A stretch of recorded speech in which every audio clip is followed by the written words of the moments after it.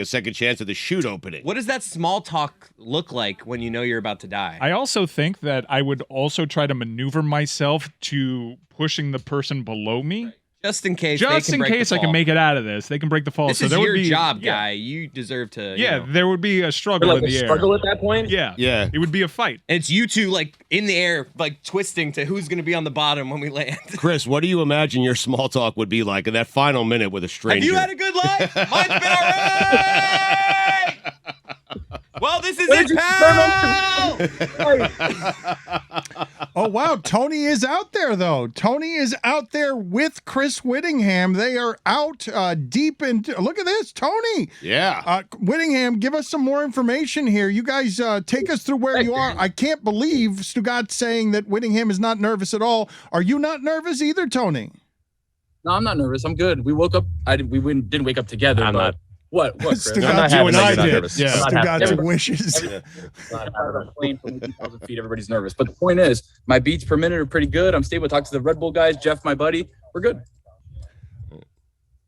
Whittingham, where are you in the proceedings? Not nervous, big smile on your face. You're out there. You're on. These Red Bull people are nuts. They're totally insane. Crazy. And they are going to push you out of an airplane here. Have you asked for any details or have you gotten any information?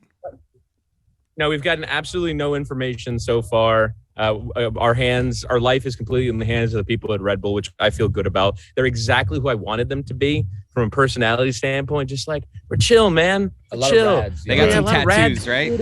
I met Jeff. He said "brah" in the first sentence. Yep. I was like, hell yeah, that's exactly who I want. That's exactly who I want jumping out of an airplane with me. Yeah, but you know what? I don't want them to be too chill. Okay, like, hey, we've done this a million times. I check everything. Okay, like, be a little bit nervous. All right, on my behalf, please.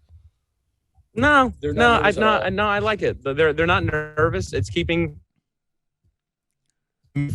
Well said. To think about. Probably could be.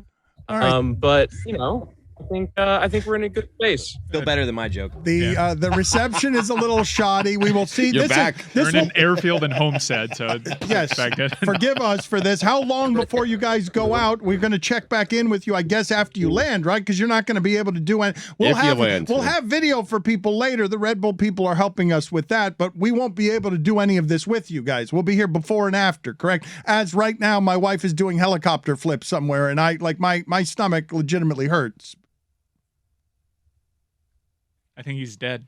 Oh no! I think already? I think he already died. Jeez. All right, not even in the air frozen. yet. They're frozen on the Zoom. I'm nervous for him. Rest in power. Honest. Could be that your wife's helicopter landed on them. Okay, we will check back in with wherever it is that the Red Bull people have gathered. He's back to say "brah." And wait, no, he's actually lit like he might be in heaven right now. Whittingham, you look like you have passed away and you've had a perfect life and you've arrived in heaven with a briefcase. I'm still with you guys. I'm here. How long before you go? What are the details that we need to know? No idea. We haven't a clue. We just signed. I initialed my name more than I've ever initialed my name in my life. Right. It was probably about like 18 initials. Did we check any of this with so that was fun. No, but that actually was fun for you, I believe. I feel like you like to write down your initials. Put it on the poll, Chris. Was Witty's I did. favorite Yeah, no, part? it was great. It was great. Putting in my emergency contact, signing 6 times, initialing 18 paperwork. It was great paperwork. You brought the paperwork. Put it on the poll. Was Witty's favorite part of skydiving? It wasn't even required. Yes, he brought it with him. He drafted it. Hey, you guys You're in luck. I double as a notary. You guys, I got my license just for shits and gigs. I totally picture Whittingham pulling it, like reaching as they descend from the sky, reaching into his jacket of his suit and pulling out a notary stamp and being like, I believe we forgot to do this officially. Where are you? They signed it, brah. Where are you right now? How long before you go? Minutes? Probably, yeah. I think we're waiting for some other guy to come along. But I think for the most part, we're heading out pretty soon here. Game on. Tony, Y'all I am. ready? I am. Here we go. Oh, wow. Show us Brock. Where's the We got someone here from Red Bull. What's your name, sir? Oh, you're good. That's You're right. making it. You're You're Yeah, making good it. morning. Totally safe. Okay, our lives are in safe hands, sir. Our loved ones are good. Well, their lives. Oh yeah. All good things. Just get fired up for like the before and after picture. You know, the before is like, what's gonna happen, and afterwards like, woo! I'm ready to quit my job and move to the drop zone. Yeah. How many jumps you got on your belt? How many jumps? How many jumps? Oh, I got 11,000 skydives and 6,300 base jumps. All it takes is a one, though. Yep, you do. Well, all of them have been That's great. right. You're only as good as your last landing. Thank you, Thanks, bro. guys. We will check in with you in a little bit. How long before they go? Right now, we're going to learn in how long that they've arrived safely on the ground. That's a good question because we're jumping with them as well. This isn't our home drop zone, but I think it's going to be roughly an hour. Ooh, road game. All right. Hour and a half. Okay. Possibly. I really don't know the answer to that. At what I point just should made we that start up. to get concerned? What do you think? Like yeah, maybe yeah. 2.5 Don't hours? worry. Everything's going to be good. How about any tips for them? Anything they need to know? They don't seem to be terribly nervous. What do you tell first timers? Well, no sounds a lot like go. And then when you're in Totally in safe hands. The kind of advice that you need right before. Air Force guy coming in and high-fiving you. How about we do it nude? Yeah. What? Yep. Well, just Tony. Yeah, totally. Yeah. All right, Yeah, bro. there's no such thing as a good-looking naked skydive. Put it on the Everything pole. gets blown inside out. That's funny. That's funny. It is funny.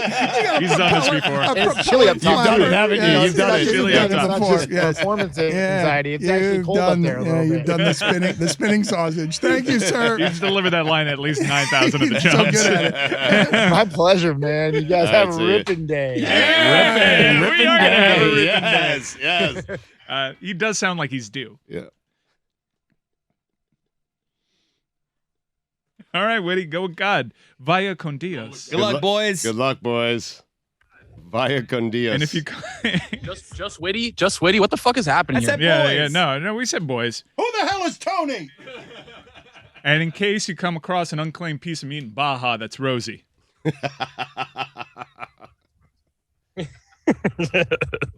Later, brah. Have All a right. ripping day. Cheers, guys. Have fun, man. Spencer Hall is with us here, and I'm very excited to have him in studio. He's got a buffet of coffees in front of him. Are you a cafecito expert? Are you going to be okay with the amount of coffee you're consuming right now? 100% yes. The cafecito is dangerous, but you're familiar with this terrain. Not a novice in these parts. No, sir.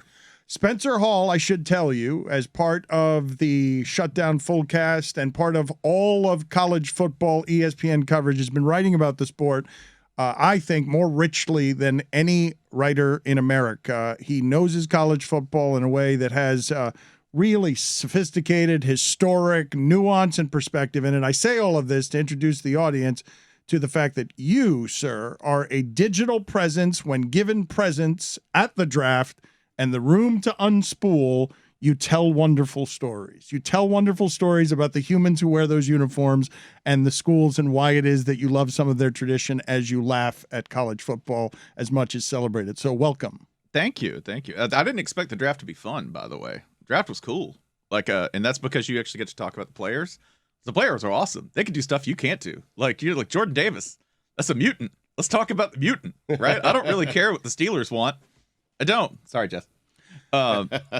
But yeah, I don't care what the Steelers want. I want to talk about the big dude who can chase down a running back. But let's talk about the mutant, because it wasn't a terribly interesting draft from skill position players. But when you say Jordan Davis, you're talking about somebody, very few human beings that size move that way. Right. If anyone watched their game against Michigan, there's this shot where a running back gets a swing pass out in the flat.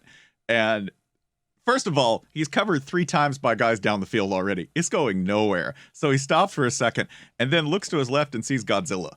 There's a guy, he runs I believe a 4.7 at that weight at 340, runs a 4.7. It's over. It's over. Celebrate that. That was what I enjoy about doing digital, because there's no commercial breaks. You can just ramble if you want to. You can talk back and forth with people. There's no reason not to talk back and forth when you've got players like Jordan Davis or Nakobe Dean. And yeah, I'm just like citing the Eagles draft because the Eagles did a really good job. But that's the fun part to me, is talking about the players, right? Like, and that's been the biggest turn in talking about college football, is that I think traditionally we talk about coaches, we talk about teams, and you talk about them like they're these kind of like overarching eternal sort of presences, right? The players are the coolest part for me, because a lot of the times they're just learning the sport.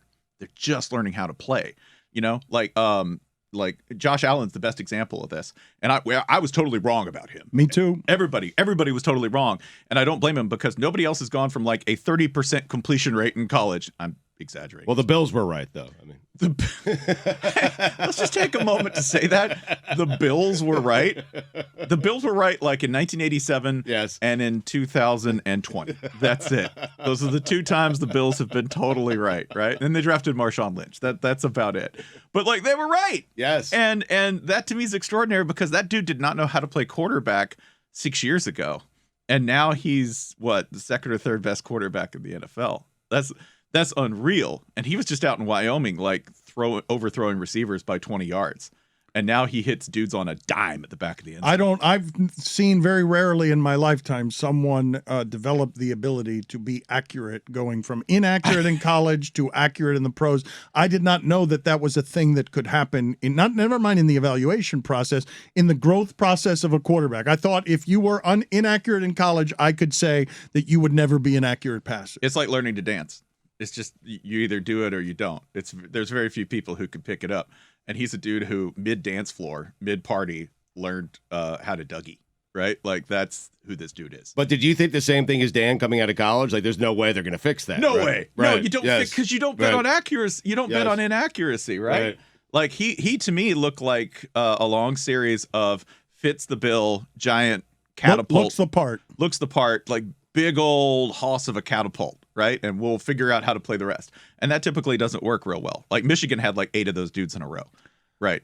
I wanted you to explain to us what you make of everything happening with the total seismic tectonic shift of college football to the University of Miami saying, we will pay hundreds of thousands of dollars on Life Wallet and buy basketball players, and this is all going to be out in the open now, and messy and new rules all over the place. But before we get to that with Spencer Hall, Mike Ryan has a top 5 list. Oh, wow. Yeah, you guys talking inspired me. Top 5 elevator scenes in cinema. Wow. Yeah. Okay. Die Hard better be in there.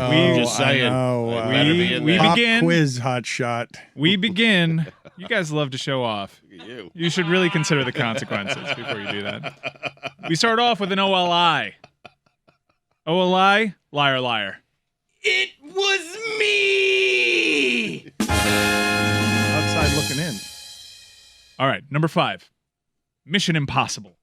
You remember when you thought, man, Emilio Estevez is way too famous for this role.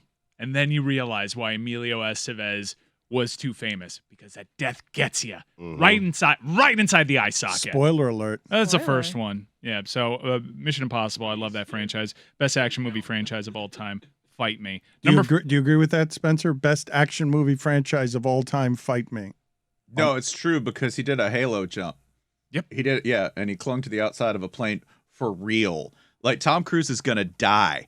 That's how the last Mission Impossible movie ends, is he dies for real. Like, that's how committed he is to this franchise. He's never going to die. He's died in the franchise 3 different times.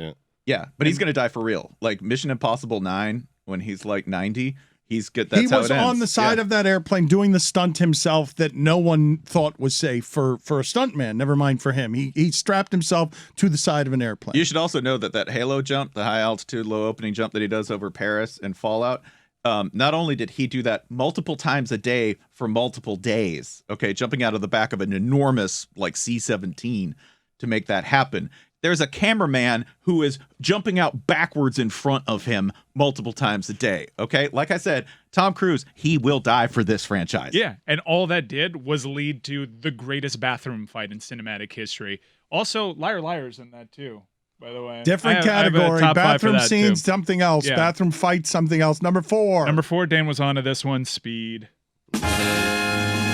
Sorry if I ruined it. From the legs dangling to finding out that Dennis Hopper was in the elevator next door to setting up Jeff Daniels and Keanu's incredible relationship.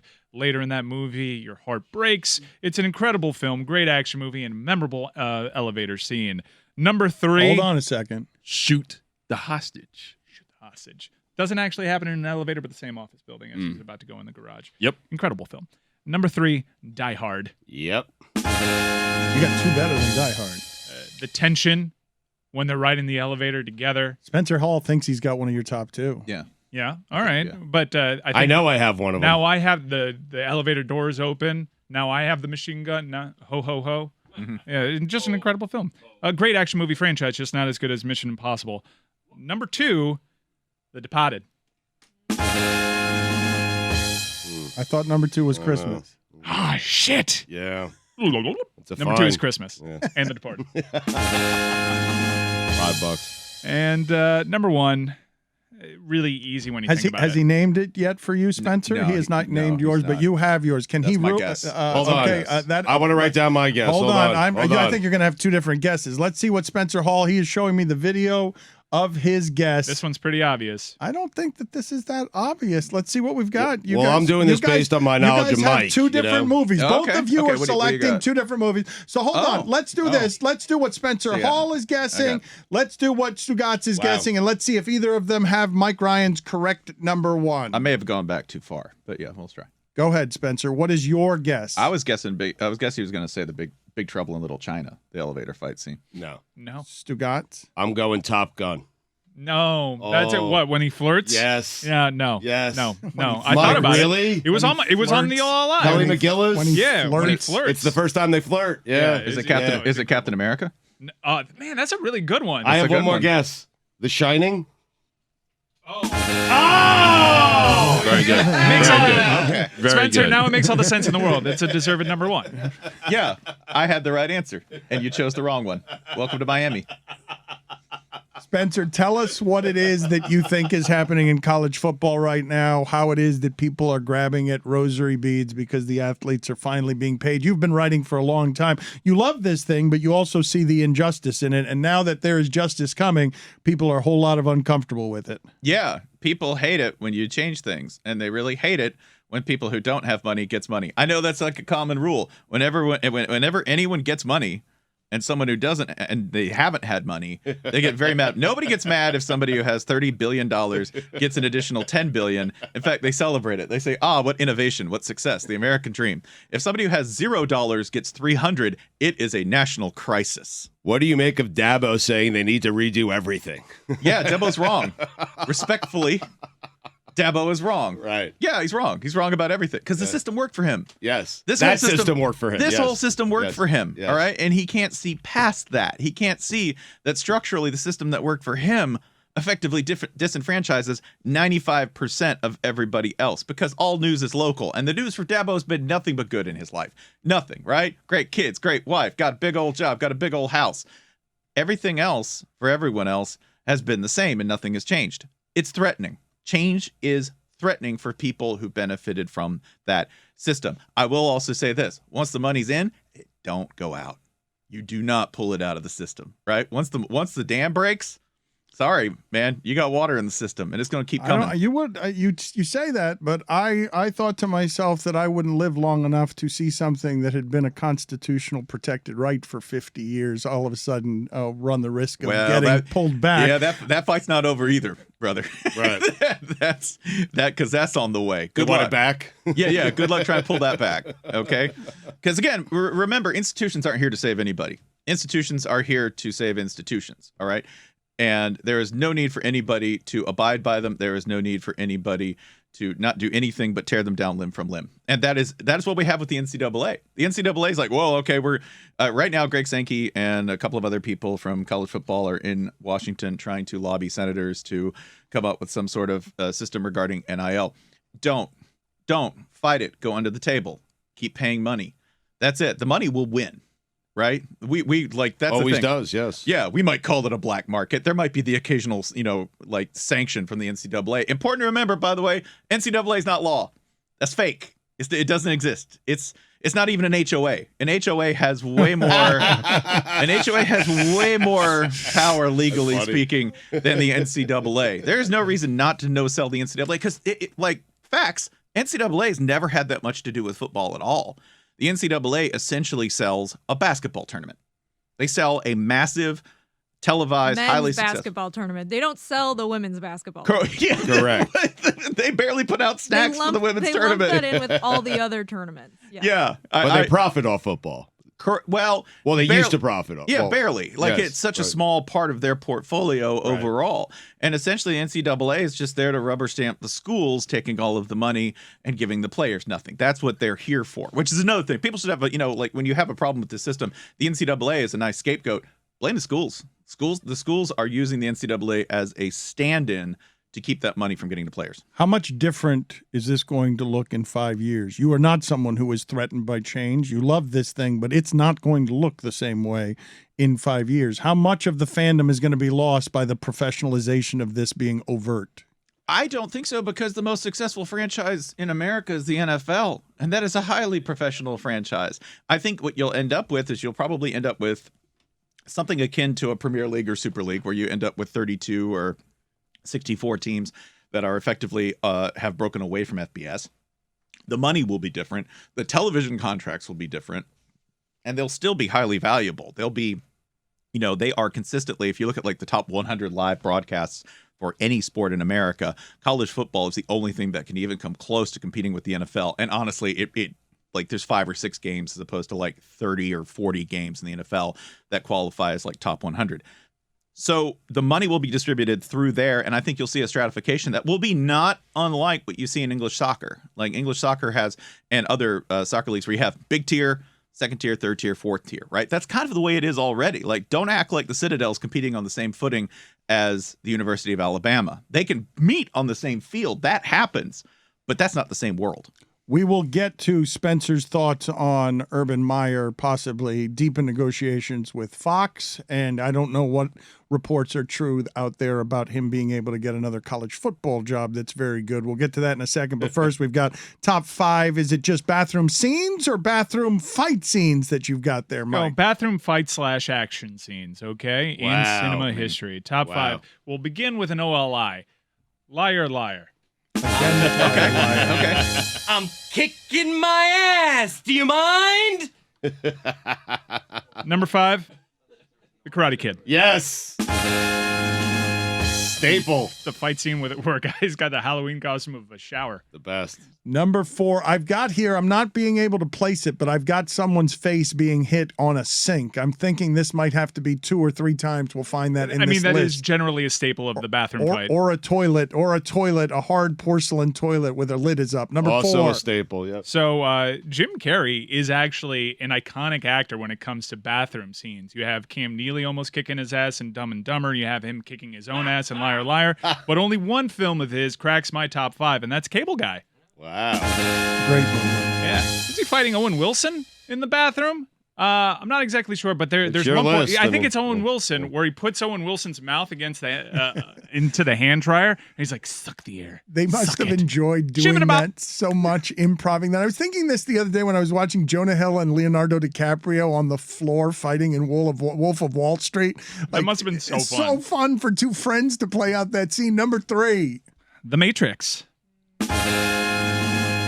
Slow motion, urinals blowing up because bullets are hitting them. It's good stuff. It's a good one. I think I have your number 1. I'm getting ahead of myself. I already declared the number 1. Spencer? No, I don't. This is too diverse. I know what his number 1 is. He said it before. I already said number 1. Number 1 is Fallout. All right, so because he cocks his fist. I know you're number 2. It's a great fight. Here's my guess on number 2. All right, well, guess it out loud. Let's see if you have ruined the list or not. Go ahead. Number 2, Stugotz. I'm going True Romance. I'm going Christmas. True Lies.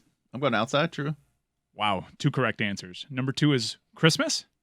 And number 2 is True Lies. Oh, man, I was so close. A word away. Yeah, True Romance was considered. And the word you missed of all words was lies. Yeah. My wheelhouse. Jesus. Speaking of lies, Urban Meyer, Spencer, possibly having a job on Fox Television as part of college sports. Do you do some morality on that one? I mean, obviously looks gross and he has very little credibility, but enough to be a face and voice still for college football. Yeah, it's Fox. Is it like, there's no shame. There's absolutely no shame in any of their hiring, so why wouldn't they? Yeah, he's going to get another job, by the way. I have no doubt he's going to get another job. And this is part of a, like, I think this is a way to stay in the mix. This is part of a redemption tour after the failure of the Jacksonville Jaguars. He'll get another gig because people will always hire it. Art Briles even got another gig before like the Fuhrer kicked in and he was not hired at Grambling under Hugh Jackson to be their offensive coordinator, but they went as far as introducing him. So if we're going to go ahead and at least make an offer to Art Briles, Urban Meyer is an easy pick by comparison. I like that his first redemption tour, which was this NFL job that was supposed to be redeeming him from like the disgraced way he had to leave Ohio State, which was he kind of pegged as like his own choice, but everyone knew there was a lot of smoke. So then he did the redemption tour in the NFL, but now he's got to do the redemption tour for the redemption tour. So we have layered redemption. What makes you think a coach knows when to retire? You don't believe in fourth chances there, Jessica? Yeah. 2 Americas. Fifth? I could see a school like Texas, though, right? Like Texas, Jesus, that's a good job. No, Dan. Is it Dan, I don't know if it is. They have the resources, they have the money, and no one's getting the job done at Texas, so they're desperate. So why not hire a guy like Urban Meyer? Spencer says, is it a good job? And I did see the stats. First time a player from Texas hasn't been taken in the draft in I don't know how many years. A fertile state for football. Texas is embarrassed by how bad the cupboard is bare. But Jimmy Johnson told us that before taking the Jacksonville job that Urban Meyer was considering between the Texas job and that job at the height of his options, that the Texas job was available to him and it would have been the highest paying gig this side of Nick Saban. How could that not be a good job to be available to Urban Meyer at this point, given the state he's in? I mean, you know what you need to have in that Texas job? Finesse. Urban Meyer does not have finesse. As a very blunt man. One so blunt that allegedly Mike Vrabel took issue with him in the locker room at Ohio State and it had him hoisted up against a wall. That is one of the mythical tales of Ohio State football under Urban Meyer. That is not a man who has finesse. You know who has finesse? Mac Brown.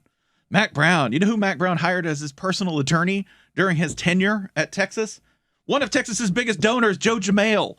All right? He had it locked down from the top. That was somebody who could talk to all of those big swinging Texas donors and, glad hand him, smooth him out, get him out of the program so he could just run things his way. They won 10 games a year for a decade. And yeah, they won 1 national title, but there's a lot of distractions at Texas and it starts at the top because they got a lot of hands on the till. Does anyone have more finesse than Mac Brown? You love Mac Brown. I mean, I love the character of Mac Brown. Let's get it straight. That is an extremely I like it when he wins. I think it's hilarious when he loses because he looks absolutely miserable. He comes out for that handshake after a loss. Oh, that handshake's going to be 30 seconds. He's going to sit there and tell the losing coach you got such a good team, and I know in his head he's thinking the whole time I got you, old Mac still got it. You can hear him. Well, he's got you by the elbow. Yeah, he's just sucking the energy off that younger coach, right? Elbow. He's just he's got you gripped by the elbow with a claw, and you are not leaving for a while. You have delighted. What are your favorite Mac Brownian things? The finesse. Oh, it's the post-game handshake, 100%, because he's an energy vampire. This is a long-running full cast bit, and the other coach is trying to pull away. I mean, oh no, you watch him when Manny Diaz lost to him. He pulled him back in. He was like, no, get back here. It was like watching. I got some more for you. I was watching.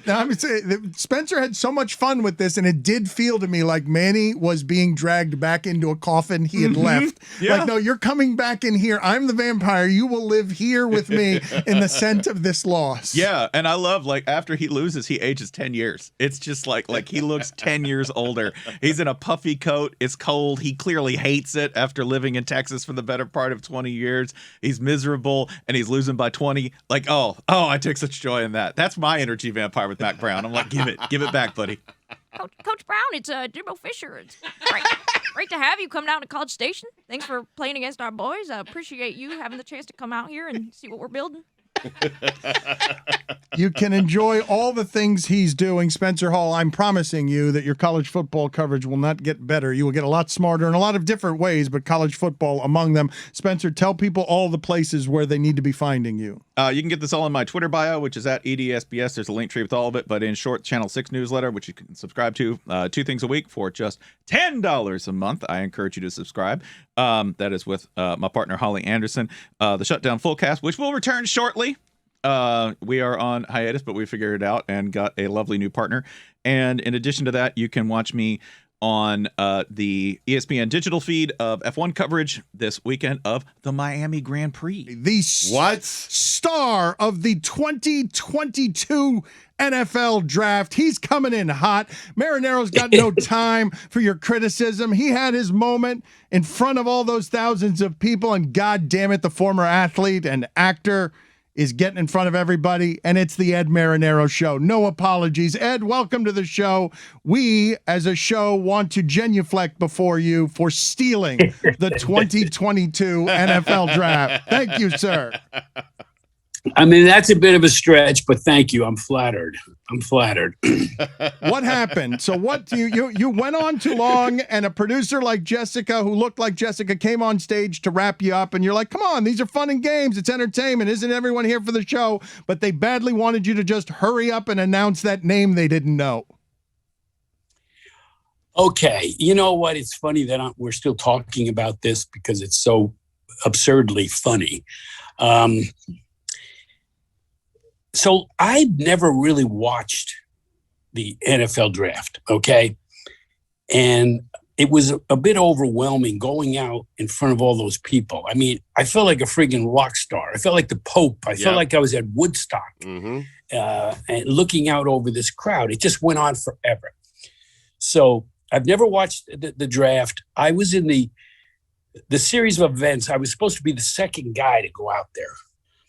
And I'm in this green room hanging out with, Barry Sanders and Larry Zonka. It's great. We're having a great time. And I'm supposed to be the second guy to go out there. And my son texted my wife, who's sitting there with me, said, the Vikings just traded their pick. So he's not going to go out next. So they come in and say, all these NFL people running around with headphones, they come and say, listen, you're not going out. It'll be about an hour before you go out there. I said, okay. So I go back in the green room, have a couple of pops. I'm not drunk, but I just a couple of, yes, it's the draft. Come on, it's football. Have fun. Come on. I know. What am I going to do for an hour? So anyway, meantime, I asked this one girl, I forget who I asked, but I said, what do I do when I go out there? I mean, are you going to give me something to read? Or they go, yeah, we'll have a card for you. Okay. I said, do you want me to say anything? And they go, whatever you want to do. I go, well, can I have some fun? And they go, yeah, we like that. We like that stuff. Now, meanwhile, I haven't seen or never seen anybody do what, go out there and read the draft pick. I don't know what protocol is. I don't know what you're supposed to do. So,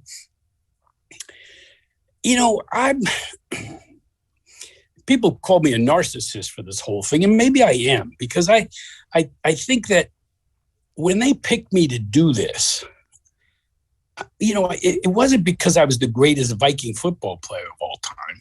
I mean, I thought I was, but the Vikings didn't. Right. So when they asked me to do this, I'm thinking, well, you know what? I mean, I add a little flavor to it. I've had a few different careers. I have fan base. I have my football fan base. I have my Hill Street Blues fan base. And now I have Blue Mountain State fan base, which is crazy. These kids they love me.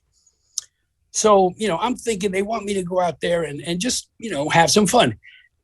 And what I find strange is I actually was speaking to the players who were going through what I went through 50 years ago and just trying to give them a perspective of how different it was. And that's basically what I said. And no one said to me, again, I asked them again, what do I do? Because I wasn't watching anything on TV with what the other guys were doing before me. So, I went out there and fans were cheering, and it was like, so, I just said a few things that I think the kids who were being, up for the draft could relate to, not the least of which, I bet if you did an anonymous poll before the draft and asked every one of these kids, what team would you least like to go to? Oh, no. Mm-hmm. No. I mean, come on. Think about it. I mean, put yourself in that position. Just fantasize about being drafted by the NFL. Are you going to go, I want to go to Green Bay?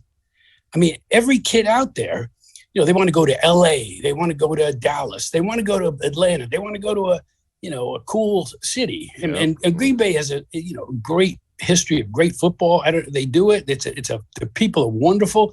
But, for a 22-year-old kid, going to Green Bay is not the most exciting thing in the world. Anyway, that was a joke I made, and it was really a joke. And even the people the Packer fans who were there kind of laughed.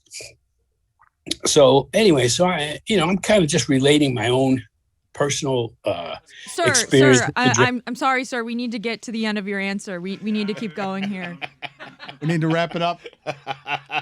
I'm going to throw my phone in the toilet. Ed, is there anything you didn't get to at the draft that you want to close out with? Here. Yeah. I mean, yeah. That was funny. You got me there. I do love that he's laughing at it, though. Like, that is great. Ed, you are a good man. We got it. You come Tell that to my wife. You come back on Monday? We'll talk to you on Monday. Oh, please. No, seriously. All right, what? We want to talk to you on Monday. We'll talk to you on Monday. We're going to call you on Monday. Where are you going to call me? What do you mean? Well, we want you on again with us on Monday. We want to hear the rest of this story. We want to keep the NFL is a monster. We want to keep this in the news stream. We think, and we're not joking, we think that your moment at the NFL draft was the best thing there was, where you were not respecting that thing enough, and you went out there with a couple of pops, and you're like, okay, I'm here to talk about me a little bit. You didn't tell me. You didn't give me any production, and so I'm going to entertain these people a little bit. There are thousands of people. Yeah. Let me get up here, do a couple of minutes. What do you mean there's a time limit? All I'm doing is announcing a name. Don't you want me to put some pizzazz on it? I'm gonna put some Ed Marinaro sauce on it. Yeah. That was exactly the way I was feeling about the whole thing. I mean, I said, let's have some fun. And most of the response I got from the, from Twitter, I'm not a social media guy. So I processing this whole thing was kind of weird for me because I've never been like, people have never attacked me like that before. It's just a lot of angry people out there. Not a lot, but enough to, all the nice things that were said, you kind of forget those, but you just sort of dwell on the thing. They called me some really bad names, like a D-list actor. One guy called me a D-list actor. No respect. No, and I'm definitely a C-list actor. I'm not a D-list. I mean, Hill Street Blues, you can make the argument, not only is it a Hall of Fame television show, but at the time, it was the #1 show in America, was it not? No, it wasn't ever the #1 show, but it was probably the most honored show. It had its own cult, if you will. I mean, it became more popular as we were on for 7 years. But in the beginning, it was not a highly watched show. But then the critics just loved it because it was so different. It was so innovative as far as,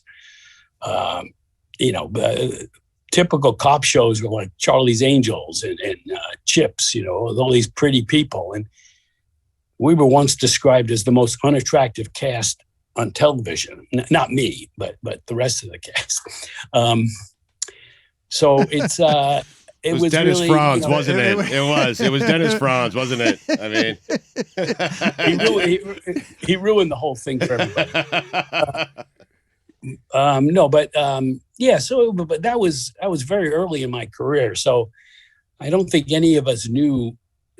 We certainly didn't know in the beginning how, kind of popular it'd become and how, there'd be so many other shows after us who kind of tried to imitate what we did. But it was a great experience for a guy like me who really hadn't done a whole lot of acting to be, working alongside some really talented people. And the writing was so good. And again, I was so new. I thought that's the way every show was supposed to be. You know, that kind of stuff, really good, powerful stuff. And, you know, I went on to do a bunch of really crappy TV movies where, you know, I couldn't believe how bad the writing was. And so I really learned to appreciate how good Hill Street Blues was.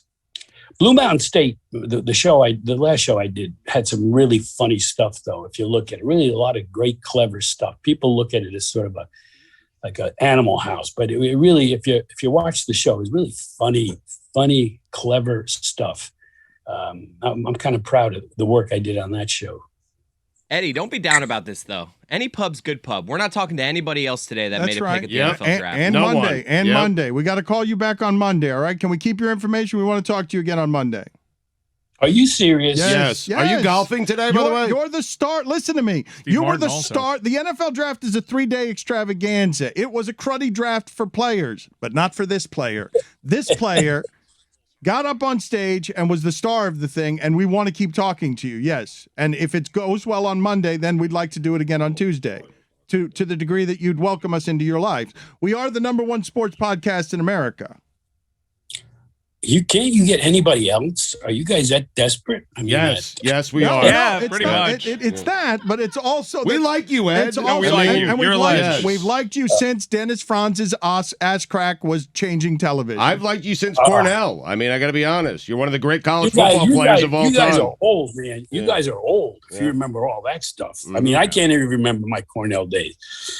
I'm kidding. Heisman runner-up. I mean, come on. Oh, where are you guys? Are you in California? We're in Miami. Oh, okay. Yeah. Okay. We'll talk to you on Monday? Yeah, definitely. Yes. Let me see. What am I doing Monday? What time are you talking about? I mean, my mornings are okay. After that, you know. Mm-hmm. About this time. All right. Will you remind me? Yeah, of sure. course. Maybe. Yes. Possibly. All right. Do we have your number? We have all your information, yes?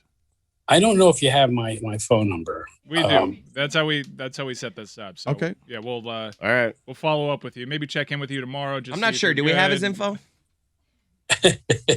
See you later, Ed. Thank you, sir. Okay. Have a good weekend, Ed. We'll speak to you Monday. Yeah. All right. Okay. Be good. All right. You too. Bye.